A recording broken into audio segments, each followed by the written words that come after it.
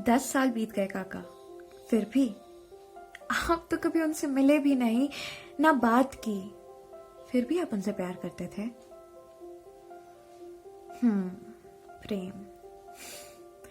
प्रेम का तो नहीं पता, पर श्यामा मेरे प्रेरणा की स्रोत जरूर थी।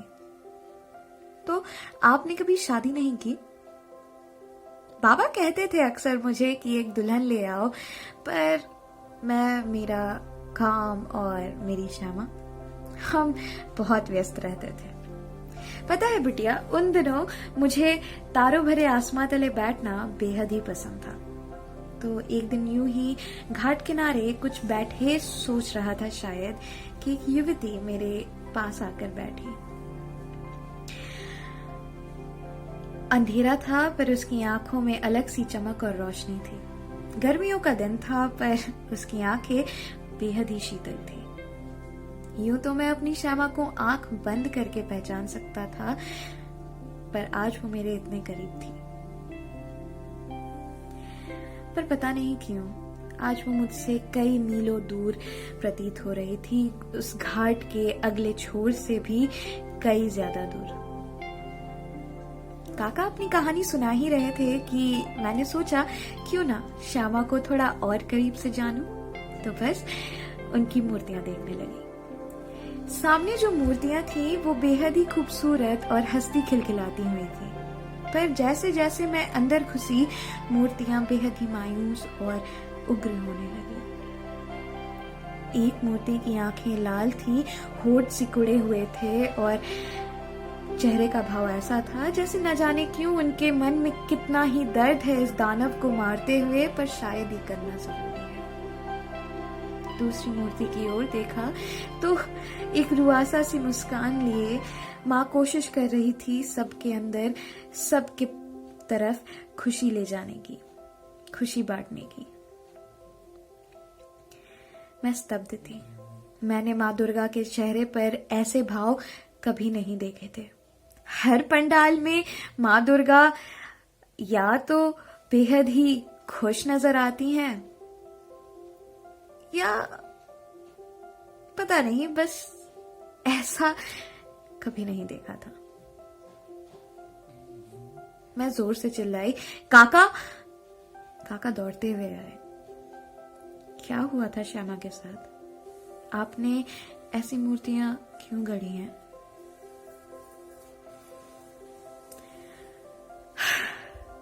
पता है बिटिया, सामने रखी मूर्तियों के खरीदार ढेर सारे मिल जाते हैं। कई बार तो ऐसा होता है कि लोग मुझे ज्यादा भाव देने को भी तैयार रहते हैं, पर इन सारी मूर्तियों को कोई नहीं खरीदना चाहता। हम देवी के शीतल और खूबसूरत रूप को पूजना चाहते हैं, पर उसके रौद्र और मायूस रूप को देखना भी नहीं चाहते। कुछ ऐसा ही हुआ था मेरी देवी के साथ भी। उसकी लाल साड़ी अब सफेद थी, उसके पैरों में आलता की जगह मिट्टी थी और उसके हाथों में चूड़ियों की जगह समाज की बेड़ियां।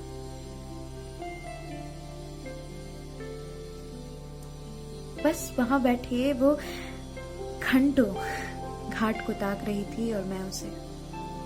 कुछ आधा घंटा सा बीत गया था और मैंने पूछा, सुनो, तुम ठीक हो ना? उतने में वो रुआसा सी मुस्कान लिए मेरी तरफ मुड़ी और बोली, हाँ, कोशिश कर रही हूँ।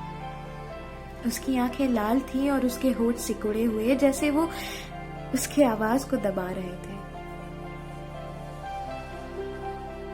थोड़ी देर बाद बोली, पता है कुमार, मैं अक्सर इस घाट पे आया करती थी जब छोटी थी, और अपने पैरों से ना खूब पानी उछाला करती थी, ताकि गंगा उन सारी जगहों पर जा सके जहां ये बांध उसे जाने नहीं देता, जहां ये घाट उसे जाने नहीं देता। इन्होंने जैसे गंगा को बांध दिया ना, इन्होंने मुझे भी उसी तरह से बांध दिया।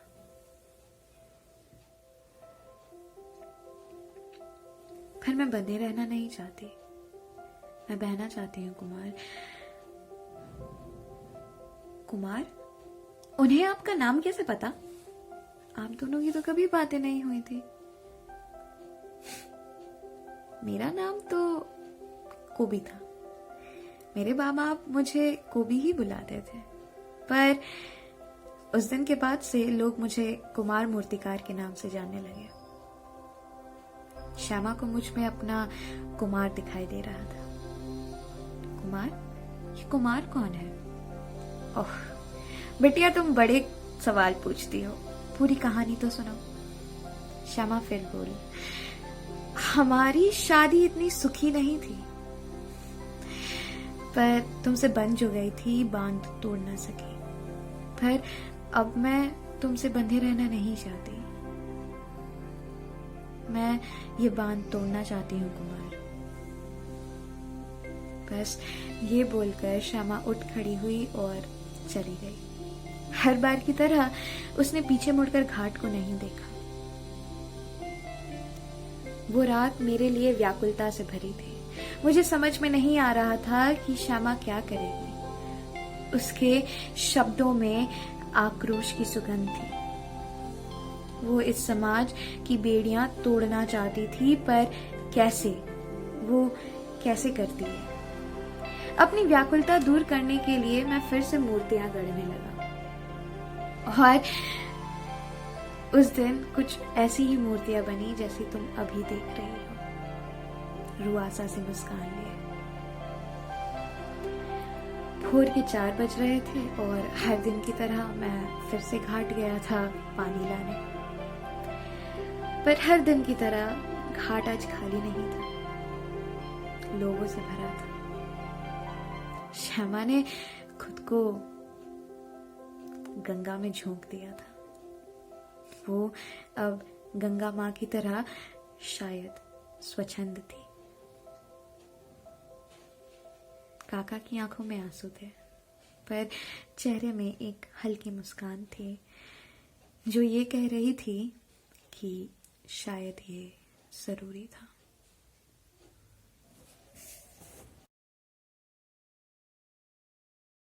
हाय गाइस, सो कैसी लगी कहानी?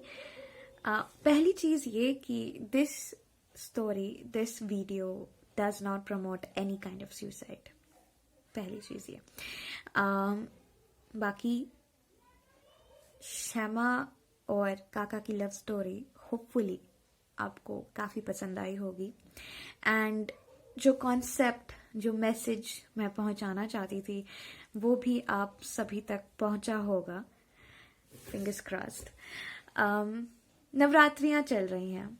9 दिन हम सारे माँ दुर्गा के 9 रूपों को पूजेंगे, तो जरूरी है कि आपके आसपास भी जो देवी है आप उसको भी उसके सारे रूपों में स्वीकार करें। दूसरी बात ये कि आज भी हम औरतों को कई सारी सामाजिक बेड़ियों ने जकड़ रखा है। श्यामा की कहानी आज से 50 साल पुराने सिनेरियो को ध्यान में रखते हुए लिखी गई है, पर सच बताऊं तो आज भी बहुत कुछ नहीं बदला है। हाँ, मैं बहुत गर्व महसूस करती हूँ और काफी खुश हूँ कि मैं एक ऐसे परिवार से आती हूँ जहाँ मुझे अपने सारे डिसीजंस लेने के राइट हैं। बट आज भी सोसाइटी में ऐसी बहुत सारी महिलाएं हैं जिन्हें सोसाइटी के Orthodox, misogynistic and patriarchal traditions ने बांध के रखा है। So it's a humble request to everyone watching this that please share this video so that at least the educated and the intellectual people can really understand the pain that every woman goes through in her life.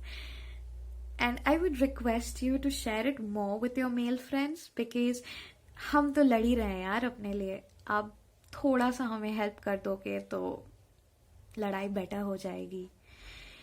So that's it with the story, that's it with the concept. I hope कि जो मैंने first episode में promise किया था of a beautiful love story, मैं उसे पूरी तरह से निभा पाई हूँ और आप सभी को बहुत अच्छा लगा ये कहानी। Please write in the comment section what was the best part about the entire story.